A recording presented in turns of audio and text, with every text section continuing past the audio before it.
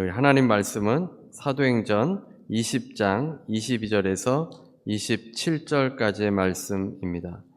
사도행전 20장 22절에서 27절까지입니다. 사도행전 20장 22절에서 27절, 우리 같이 함께 22절부터 27절까지 합독하겠습니다.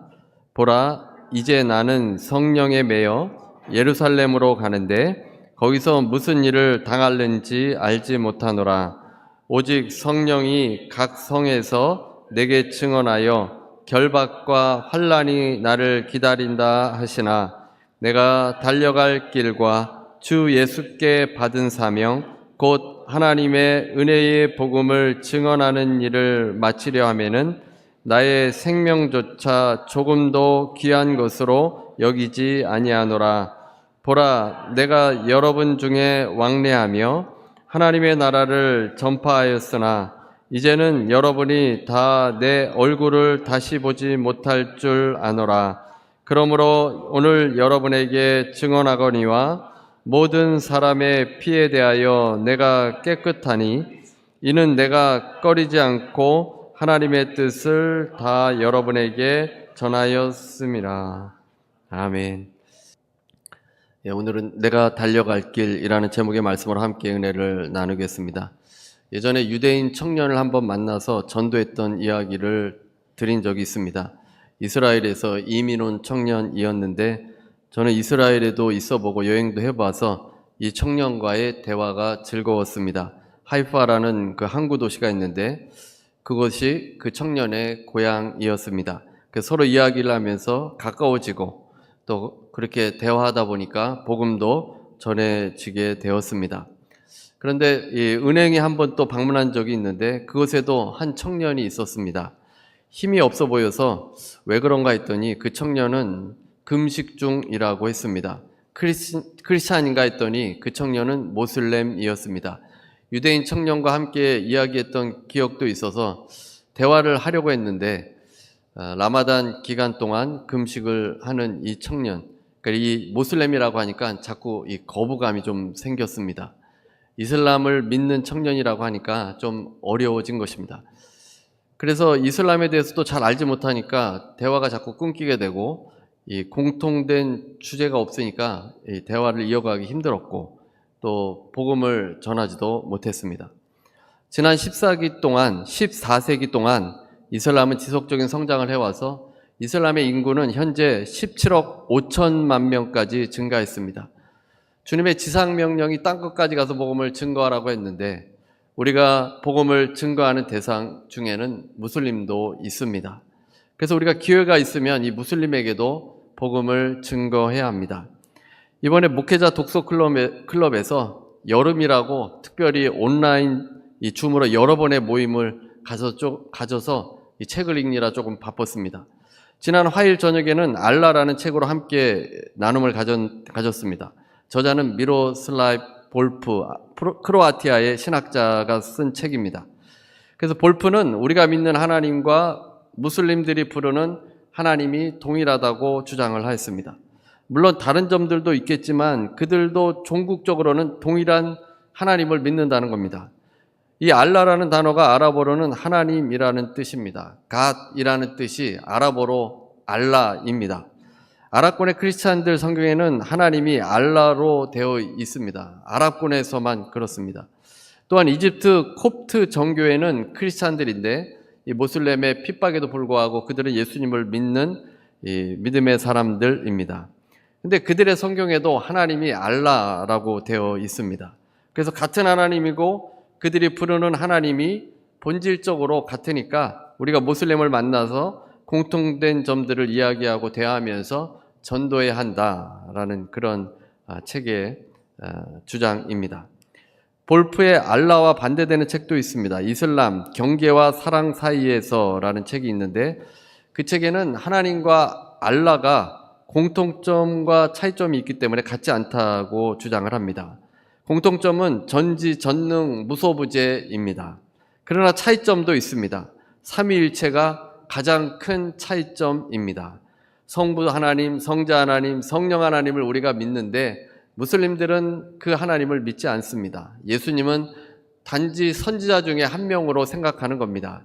가장 큰 차이는 알라는 단지 전능하신 신일 뿐 그가 이 땅에 임하는 것은 상상할 수도 없는 일입니다. 그러나 우리가 믿는 하나님은 성육신 하시는 하나님이십니다. 주님께서 우리에게 임하셨기 때문에 우리에게 구원이 있습니다. 하나님께서 그저 홀로 계셨다면 우리에게는 구원이 없습니다. 성자 하나님이 이 땅에 성육신 하셔서 우리가 구원을 받았습니다. 무슬림들이 이 사실을 아직 잘 모르기 때문에 예수께서 죽으시고 부활하신 성자 하나님이심을 우리가 일깨워 주어야 합니다. 우리도 무슬림을 만날 때 두려워만 하지 말고 대화를 시도하고 복음을 전해야 합니다.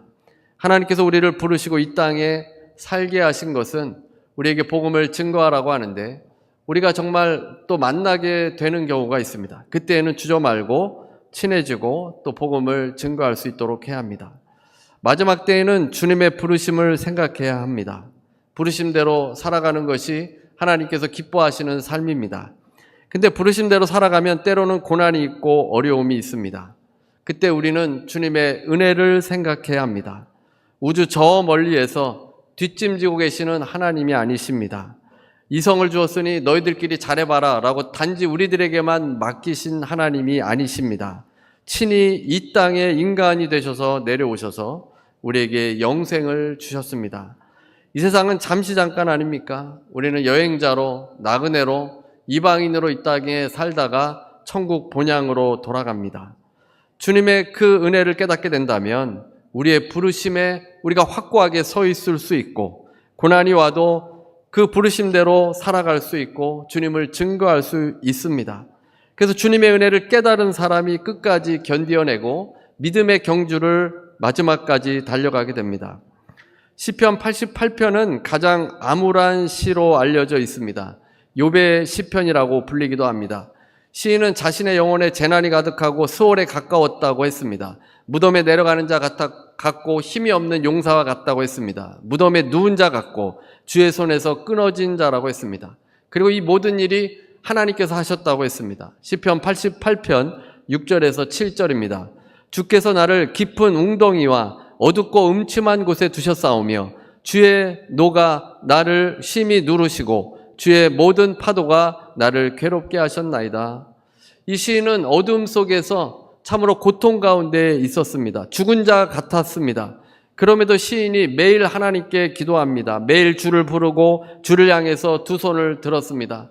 사랑하는 자와 친구들이 멀리 떠나게 되었고 그들이 마치 흑암에 있는 것처럼 만날 수도 없는 지경에 이르렀습니다. 그럼에도 그가 매일 하나님께 부르짖고 구원해달라고 기도합니다.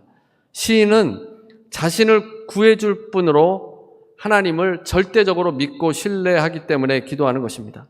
이 시인이 시편 88편 제일 먼저 구원의 하나님이라고 부르고 있습니다.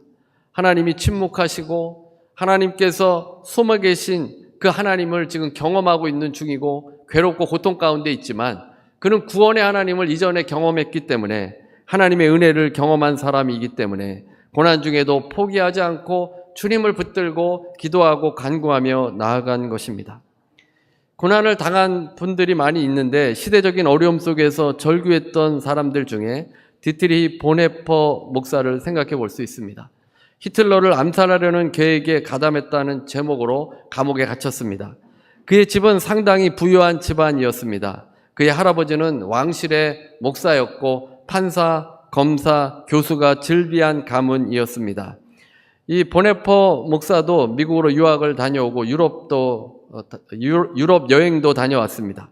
마음만 먹으면 보네퍼는 얼마든지 미국으로 도주할 수 있었습니다. 또 미국 신학교에서 이 보네퍼를 원했습니다. 보네퍼가 그것을 왜 피하였는지 알 수 없습니다. 그는 감옥에서 이렇게 기도하였습니다. 주께서는 저처럼 가난하고 비참하셨으며 체포되고 버림당하셨습니다. 주께서는 모든 인간의 공궁을 알고 계십니다. 보네퍼는 그 감옥에서 예수께서 이 땅에 가난하고 비참하게 되셨고 체포되고 버림받으셨기 때문에 인간의 공궁을 알고 계신다고 했습니다. 예수님께서 이 땅에 고난을 받으셨기 때문에 그 은혜를 내가 받았기 때문에 감옥에서도 보네포가 견뎌낼 수 있었다는 겁니다. 그 은혜를 깊이 깨달았습니다. 하지만 독일 교회는 그렇지 않았습니다. 예수 그리스도의 은혜를 받은 교회가 그 은혜대로 살지 않았고 주님의 부르심대로 살지 않았습니다. 참으로 통탄할 노릇이었습니다. 보네포는 독일 교회가 권력과 돈에 물들어서 값싼 은혜를 붙들고 있었다고 했습니다. 보네포의 나를 따르라에 이런 글이 있습니다. 조금 읽어드리겠습니다. 값싼 은혜는 우리 교회의 치명적인 적이다. 오늘 우리의 싸움은 값비싼 은혜를 얻기 위한 싸움이다. 값싼 은혜는 싸구려 은혜, 헐값의 용서, 헐값의 위로, 헐값의 성만찬이다. 싸구려 은혜는 그리스도를 본받음이 없는 은혜, 십자가가 없는 은혜, 살아계신 예수 그리스도 곧 사람이 되신 예수 그리스도를 무시하는 은혜에 불과하다. 교회가 언제 세속화되냐면 값싼 은혜를 추구할 때입니다. 그리스도를 본받는 모습이 없을 때, 십자가가 없을 때, 예수 그리스도께서 사람이 되신 그 놀라우신 은혜를 무시하게 될 때, 그 교회가 값싼 은혜를 추구하게 되는 겁니다. 값싼 은혜로 독일 교회가 권력과 돈의 종이 되었습니다. 인간의 종으로 전락해 버린 교회가 어떻게 하나님의 교회일 수 있겠습니까? 교회의 머리는 주님이시고 하나님이 주인이십니다. 어느 누구도 교회의 주인이 될 수 없고 주인 노릇도 할 수 없습니다. 하나님이 이끌어 주시는 대로 우리는 그 음성을 들으며 따라가는 것이 교회입니다. 주님께서 가난하고 비참한 길로 가신 이유는 우리를 구원하시기 위함입니다. 우리에게 영원한 생명을 주시기 위해서입니다. 알라와는 다른 하나님이십니다. 우리의 고난을 긍휼히 여겨주시기 위해서 고난의 길, 십자가의 길로 가셨습니다. 우리가 받은 은혜가 그냥 거저 받은 것이 아니라 예수께서 그 값비싼 대가를 치러 주셨다는 겁니다. 주님의 희생으로 말미암아 받은 은혜가 그 예수 그리스도의 영생의 그 구원의 은혜를 우리가 받은 것입니다. 그 은혜를 생각하면 주님의 부르심을 따라 살 수밖에 없습니다. 이 은혜를 깊이 깨달은 사람이 어떻게 살아가야 하는지 사도 바울이 사도행전에서 잘 보여주고 있습니다. 우리가 사도 바울을 통해서 배울 수 있어야 합니다. 어떤 삶을 살아야 합니까? 바울은 에베소에서 3년 동안 사역을 한 후에 예루살렘으로 올라가려고 했습니다. 거기를 갔다가 로마에서 복음을 전하는 것, 그것이 하나님의 뜻이라고 생각했습니다. 그래서 로마에 가기 전에 예루살렘에 가기로 작정하였습니다. 바울은 이제 밀레도에서 에베소의 장로들을 불러서 고별 설교를 합니다. 바울이 어떻게 살아왔는지 곁에서 장로들이 잘 보았었는데 바울은 모든 겸손과 눈물로 주를 섬겼습니다. 그리고 복음을 담대히 전했습니다. 이제 바울은 예루살렘으로 가게 됩니다. 그런데 문제는 바울에게 성령께서 이제 사람들을 통해서 말씀하기를 예루살렘에 올라가면 결박과 환난을 당할 것이라는 겁니다. 성령에 이끌려서 예루살렘으로 가게 되는데 그것에는 환난과 결박이 있다는 것입니다. 사도행전 20장 23절 말씀입니다. 오직 성령이 각 성에서 내게 증언하여 결박과 환난이 나를 기다린다 하시나. 이런 메시지를 들으면 성령께서 이 고난을 미리 피하라고 하나 보다 이렇게 생각하기 쉽습니다. 그래서 예루살렘으로 가는 것을 포기하지 않겠습니까? 좀 다른 데로 가서 복음을 전해도 얼마든지 하나님의 일을 하는 겁니다. 바울은 사실 고통을 많이 당해본 사람이기 때문에 고통에 대한 트라우마가 있을 겁니다. 앞에 환난이 있는데 그것을 향해서 가기는 참으로 힘든 일입니다. 그런데도 바울은 예루살렘으로 향합니다. 그곳으로 가는 이유가 24절에 있습니다. 사도행전 20장 24절. 내가 달려갈 길과 주 예수께 받은 사명 곧 하나님의 은혜의 복음을 증언하는 일을 마치려 하면은 나의 생명조차 조금도 귀한 것으로 여기지 아니하노라. 여기서 달려갈 길 뒤에 이제 여러 사본들이 있는데 그 사본들에 보게 되면 기쁨으로라고 삽입되어 있는 사본들이 있습니다. 그래서 킹 제임스 버전 영어 성경에 보면 with joy라는 그 단어들이 붙어 있습니다. 놀랍게도 바울은 고난과 환난을 기쁨으로 승화시킨 것입니다. 고난을 기쁨으로 갈 수 있는 이유는 하나님의 은혜, 예수 그리스도의 은혜를 바울이 알고 있기 때문입니다. 그 은혜를 본인이 너무나도 뼈저리게 알기 때문에 예수께서 자신을 위해서 죽으시고 부활하신 복음을 알고 있기 때문에 기꺼이 기쁨으로 자신의 길로 달려가게 되었다는 것입니다. 바울은 로마를 품고 예루살렘을 향해 가고 있습니다. 그 사명은 주 예수께 받은 사명입니다. 바울은 자신이 전하는 복음을 한마디로 하나님의 은혜로 표현을 했습니다. 은혜의 복음을 전한다라고 했습니다. 이 은혜는 카리스라는 단어인데 전혀 받을 자격이 없는 사람이 하나님의 호의를 받는 것을 말합니다. 인간이 죄로 인해서 심판받을 수밖에 없습니다. 죄의 삭은 사망입니다.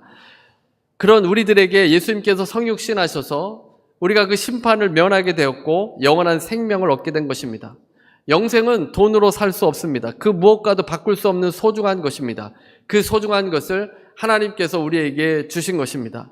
이 은혜가 우리에게 임하였다. 이것이 복음입니다. 다른 종교처럼 선행을 하거나 고행을 하거나 어떤 그런 단계가 있어서 구원을 받는 것이 아니라는 것입니다. 만약 그랬다면 우리 모두는 하나님의 기준에 도달할 수 없었을 겁니다. 하나님은 거룩하신 하나님이시고 하나님은 완전하신 하나님이시기 때문에 어느 누구도 하나님의 기준에 도달할 수 없습니다. 그래서 하나님께서 예수님을 이 땅에 보내주셔서 은혜의 복음으로 만들어 주신 것입니다. 예수님을 나의 주인으로 믿으면 그 사람은 구원을 얻게 됩니다. 그 구원을 이루시기 위해서 예수님께서 값비싼 희생을 치러 주신 것입니다. 바울은 자신을 구원해 주신 주님을 생각하면서 자신의 생명조차 귀한 것으로 여기지 않았습니다. 그 은혜를 깨달았기 때문에 바울은 기쁨으로 그 길을 걸어가게 된 것입니다. 값비싼 은혜를 받은 것을 알기 때문에 부르심을 따라서 고난이 있는 곳으로 향하였습니다. 바울이 왜 에베소 장로들에게 이런 말을 하겠습니까? 바울이 다시는 에베소 장로들을 보지 못할 것을 직감했기 때문입니다. 25절입니다. 25절. 보라, 내가 여러분 중에 왕래하며 하나님의 나라를 전파하였으나 이제는 여러분이 다 내 얼굴을 다시 보지 못할 줄 아노라. 마지막 인사를 하고 있습니다. 바울이 어떻게 될지 알지 못했습니다. 3차 전도 여행 중인데 바울은 안디옥 교회로 다시 귀환하지 못합니다. 예루살렘에서 잡혀서 로마에서 순교하게 됩니다. 사실 오늘 본문 24절은 많은 사람들이 좋아하는 암송 구절 아닙니까? 24절.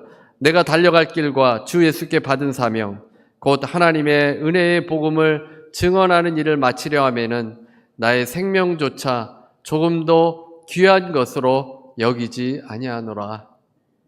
참 멋있는 말씀이고 우리가 쉽게 참 좋은 말씀이다라고 여기는데 바울이 이 말씀을 할 때는 그렇게 쉬운 상황이 아니었다는 것입니다.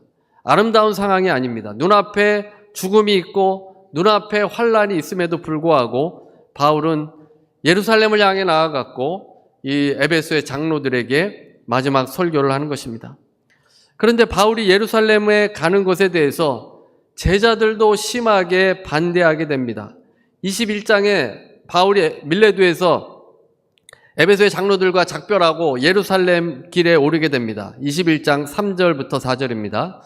구브로를 바라보고 이를 왼편에 두고 수리아로 항해하여 두로에서 상륙하니 거기서 배의 짐을 풀려 함이로라. 제자들을 찾아 거기서 이레를 머물더니 그 제자들이 성령의 감동으로 바울더러 예루살렘에 들어가지 말라 하더라. 바울이 탄 배는 짐을 풀기 위해서 팔레스타인의 두로에 정박했습니다. 두로에 있는 동안에 바울이 제자들을 만난 것입니다. 두로의 제자들이 바울에게 예루살렘에 가지 말라고 하는 것입니다. 그리고 성경에 보면 성령의 감동으로라고 되어 있습니다. 제자들의 개인적인 의견이 아니라 성령의 감동을 받았는데 바울 선생님 거기 가지 마십시오. 거기 가면 죽습니다. 뭐 이렇게 얘기한 겁니다. 그러니까 제자들이 바울이 예루살렘에 가는 것을 막은 것입니다. 그런데 바울은 그들이 가지 말라 했음에도 불구하고 예루살렘을 향한 길목인 가이사랴로 갔습니다. 가이사랴에서 바울은 빌립의 집에 머무르게 됐는데 빌립의 집에 있을 때 선지자였던 아가보가 유대로부터 왔습니다. 그래서 아가보라는 선지자는 예언을 하는 사람인데 흉년을 예언해서 유명합니다. 그가 와서 이렇게 말합니다. 사도행전 21장 11절입니다. 우리에게 와서 바울의 띠를 가져다가 자기 수족을 잡아매고 말하기를 성령이 말씀하시되 예루살렘에서 유대인들이 이같이 이 띠 임자를 결박하여 이방인의 손에 넘겨주리라 하거늘. 아가보가 바울의 벨트를 가져와서는 이 손과 발을 다 묶고 있습니다. 그리고 성령께서 말씀하시되 유대인들에게 결박당해서 이방인의 손에 이렇게 넘겨줄 것입니다. 이게 말로 하면 잘 모르니까 실제로 바울의 이 손과 발을 묶으면서 퍼포먼스를 보이면서 이렇게 예루살렘에 가면 이렇게 묶여서 이제 가게 될 것입니다. 이렇게 말한 것입니다. 고통을 받을 것이니까 가지 말라고 한 겁니다. 그러니까 그 옆에 있던 제자들이 그것을 보고서 울면서 바울 선생님 제발 예루살렘으로 올라가지 마십시오. 바울만 제외하고 모든 사람들이 다 예루살렘으로 올라가지 말라고 그렇게 통곡을 하면서 가지 말라고 한 것입니다. 바울이 어떻게 합니까? 이에 바울이 대답합니다. 21장 13절입니다. 바울이 대답하여 여러분이 어찌하여 울어 내 마음을 상하게 하느냐? 나는 주 예수의 이름을 위하여 결박당할 뿐 아니라 예루살렘에서 죽을 것도 각오하였노라 하니.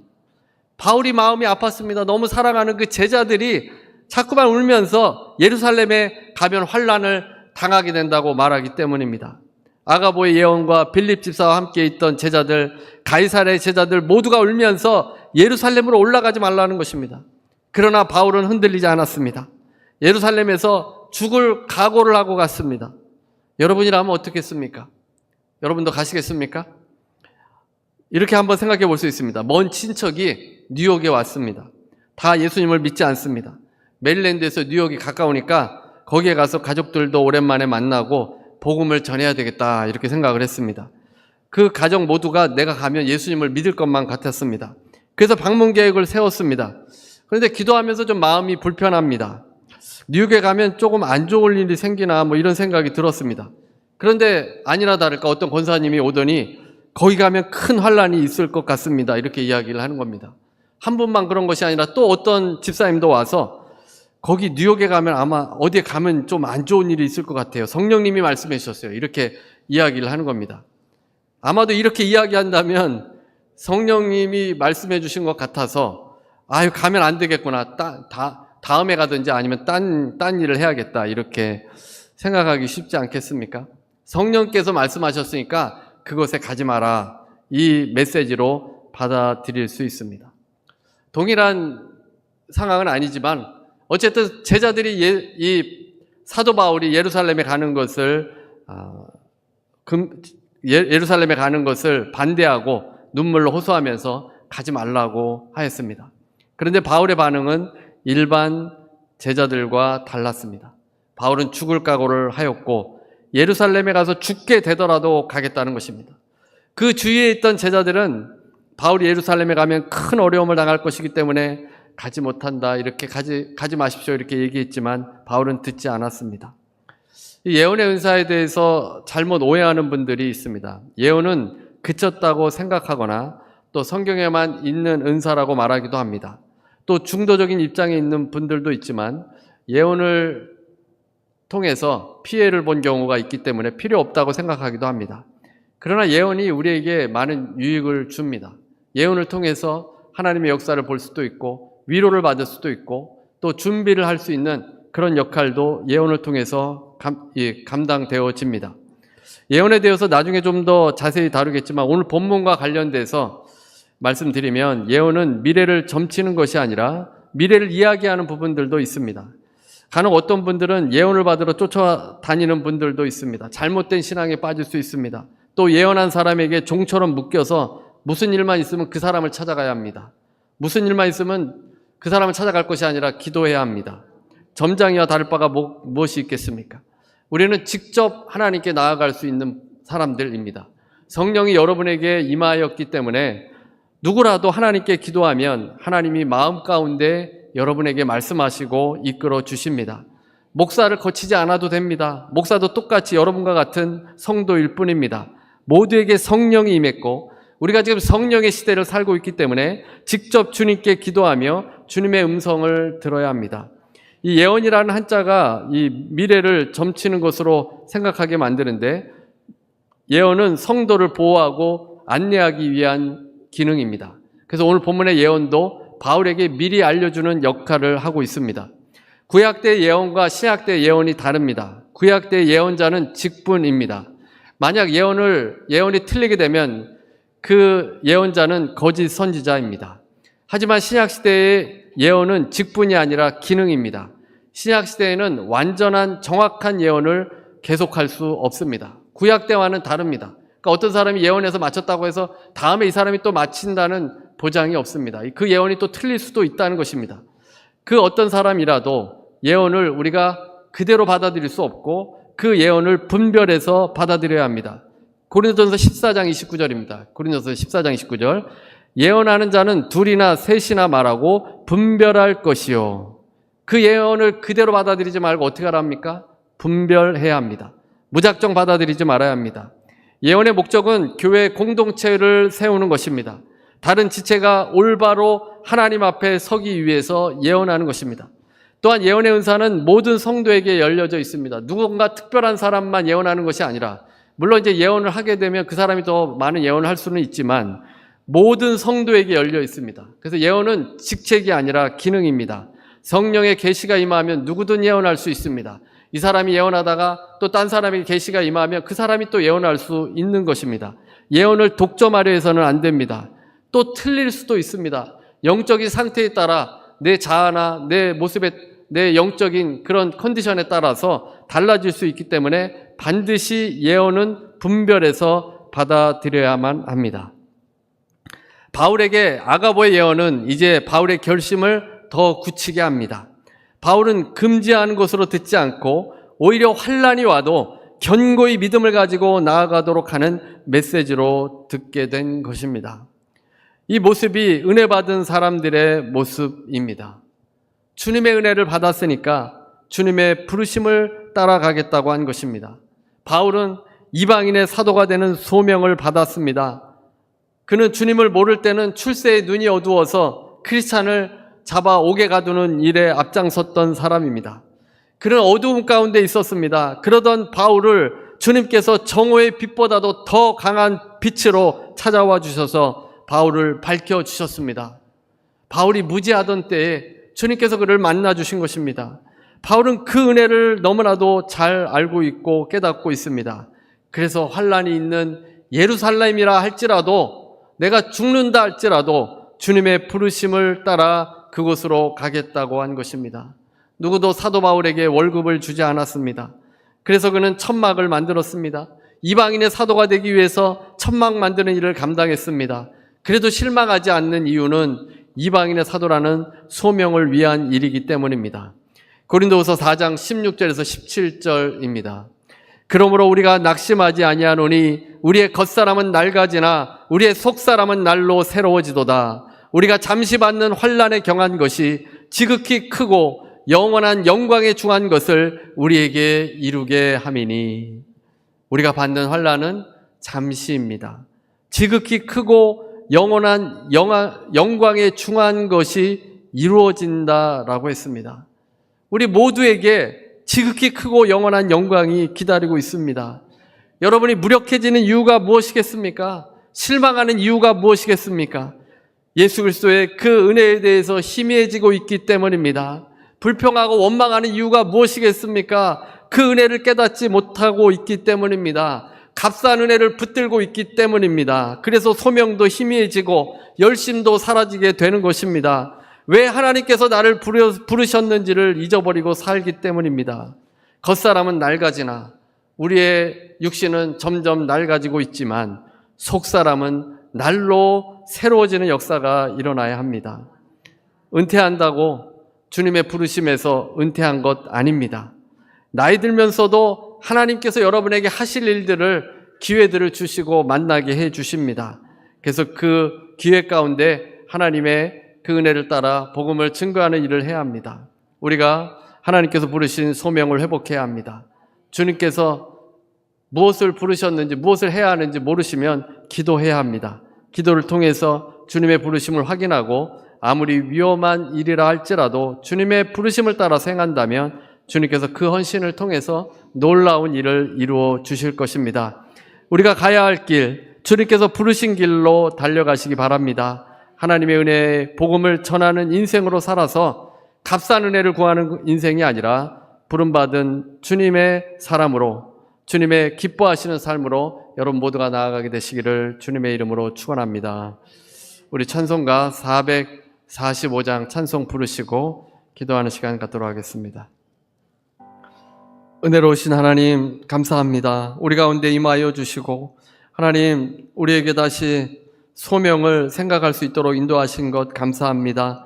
하나님 사도 바울과 같이 주님의 은혜를 깨닫고 아버지 환난과 고난이 있다 할지라도 아버지 그 소명을 쫓아가는 인생이 되게 하여 주옵소서. 사도 바울은 자기 목숨까지 귀한 것으로 여기지 않았습니다. 하나님 주님의 그 은혜를 생각한다면 아버지 우리가 무엇을 귀하게 여기겠습니까? 아버지 그 은혜의 복음을 증거하는 일에 하나님 우리가 쓰임받게 해 주옵시고 아버지께서 우리에게 주신 가정과 일터 가운데 또 만나는 사람들 가운데 하나님 그 은혜를 증거하고 전할 수 있도록 도와주옵소서. 아버지 지체들을 위해서 기도합니다. 하나님 회복이 일어나길 원합니다.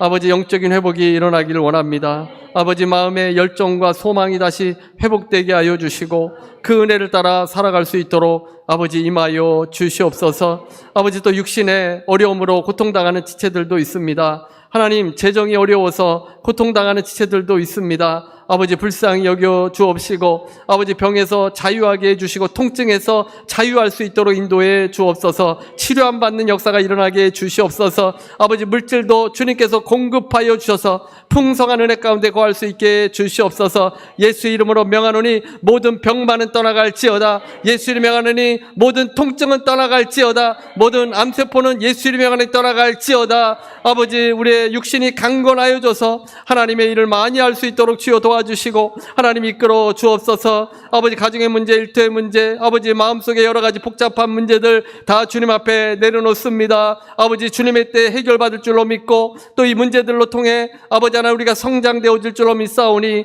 주님께 모든 것 맡기오니 하나님께서 해결하시고 인도하여 주옵소서. 예수 이름으로 명하노니 흑암의 세력은 가정과 일터에서 떠나갈지어다. 교회에서 떠나갈지어다. 예수 이름으로 명하노니 떠나갈지어다.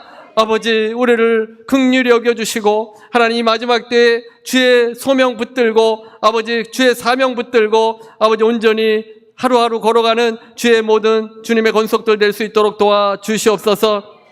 지금은 우리 주 예수 그리스도의 무한하신 은혜와 아버지 하나님의 극진하신 사랑과 보혜사 성령님의 교통하시고 내주하시고 충만케 하심이 오늘 함께 예배드리는 모든 성도들 위해 개인 가정 일터 위에 주님의 은혜를 깨닫고 부르심을 따라 사는 모든 성도들 위해 지금부터 영원토록 함께 있을지어다.